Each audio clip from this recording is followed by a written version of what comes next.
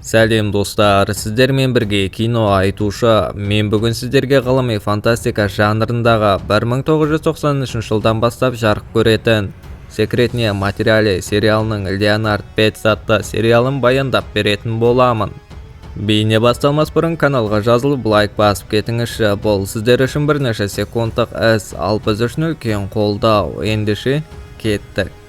Жедел жәрдем қызметінің көлігі ауру асқынып бара жатқан пациентті ауруханаға алып барады. Жүргізуші Мишель өздерінің бірнеше минутта болатындарын медиктерге ескертеді.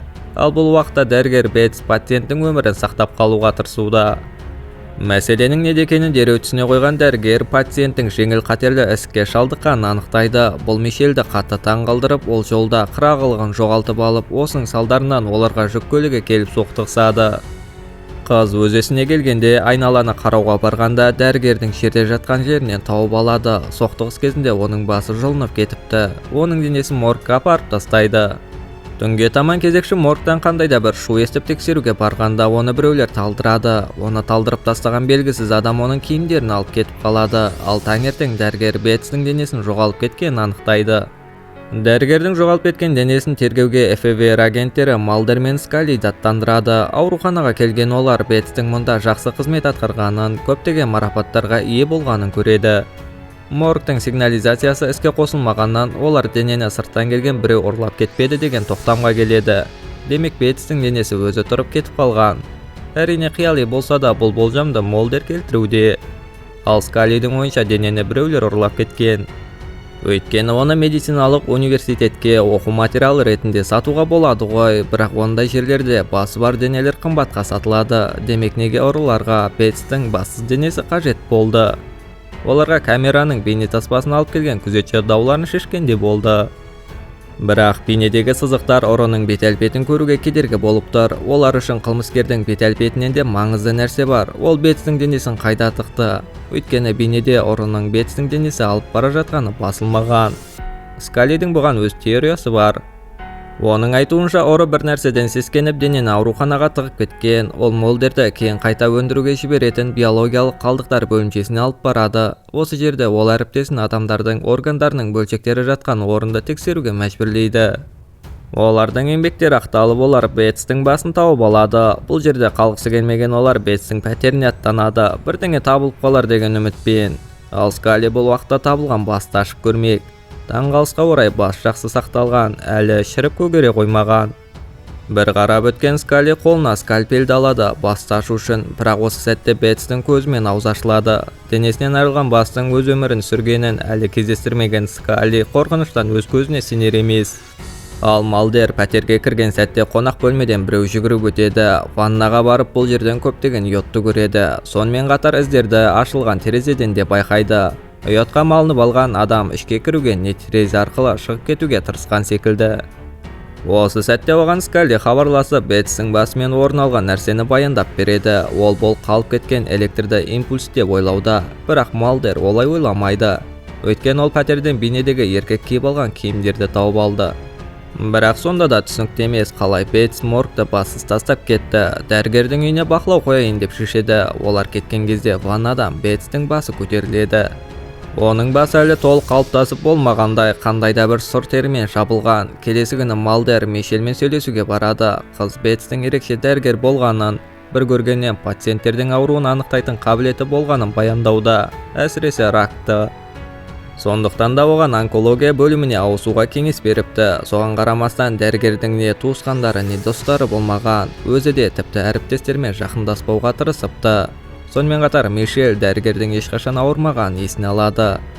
Бұл уақытта Скали тағы да басқа зерттеу жүргізейін деп шешеді. Осы үшін басты эпоксидті шайырмаға орнатады, ал қатып қалғаннан кейін қабаттарға кесіп тастады. Сондай бір қабаттарды қарау барысында бастың ракқа шалдыққаны анық болады. Оның үстіне бұл жерде сау бірде-бір клетка қалмаған. Ал кезекті қоңыраудан ауруханадан оралып келе жатқан Мишель рациядан Бетстің дауысын естиді. Қыз ол Бетстің дауысы болғанына сенімді болмады. Ал оны тексеруге пациентті тезірек ауруханаға жеткізу керек деген медик мүмкіндік бермеді.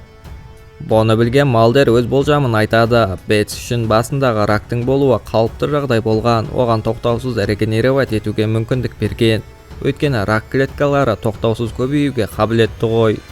Оның үстінде Бетсте өте күшті аура, бұл өмірлік күш оған жеткіліксіз басының қайта өсуіне күш берген. Өзінің болжамының дәлелі ретінде оның пәтерінде тауып алған тіндердің регенерациясын арттыруға көмектесетін йодты алады. Бірақ бұған Скали сенімсіздікпен қарауда. Осы сәтте оған хабарласып, Бетстің Альберт есімді екінші аты болғанын хабарлайды. Оны саусақ іздері арқылы тауып алыпты. Ал Альберттің анасы бар.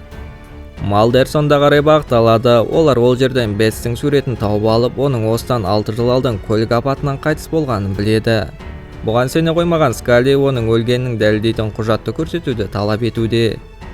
Қайтадан рациядан Бетстің даусын естіген Мишель бұл жолы ештеңеге қарамастан оның кім екенін анықтап көрмек. Ол Бетстің тірі екенін, қайтадан басқа ауруханада басқа есіммен жұмыс істеп жатқанын анықтайды. Оны көлік тұрағынан тауып алды.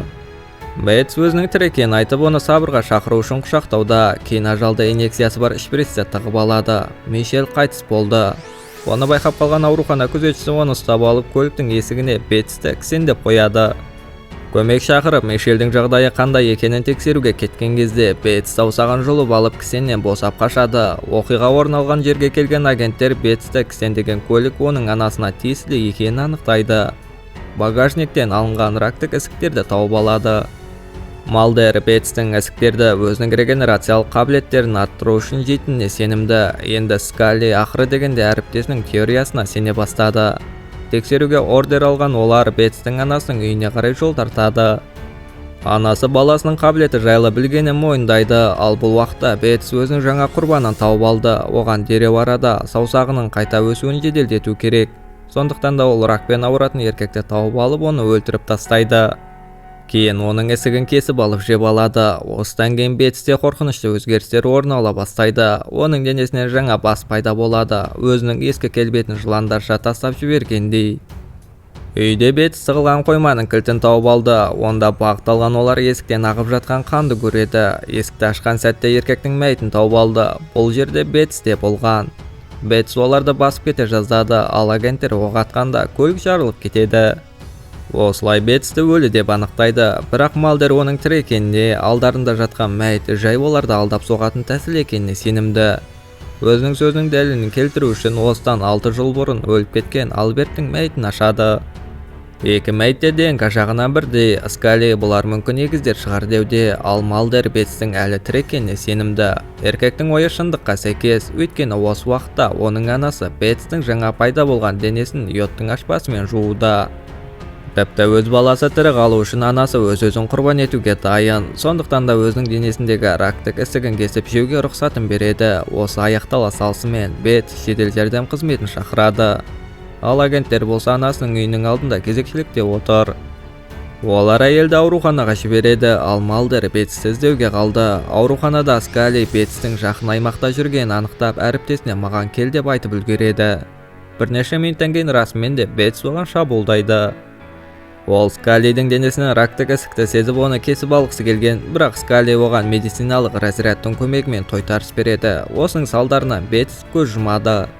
Бәрі аяқталғасын Скали өзінің қалыпты өміріне оралады, бірақ түнде жөтелден оянып мұрнынан кетіп жатқан қанды байқайды. Осы сәтте Скали өзінде де рак бар екенін түсінеді. Егер осындай видеоларды жиі көргіңіз келсе, каналға жазылып лайк басуды ұмытпаңыз. Қоңыраушаны қосып қойыңыз. Сіздермен бірге болған кино айтушы.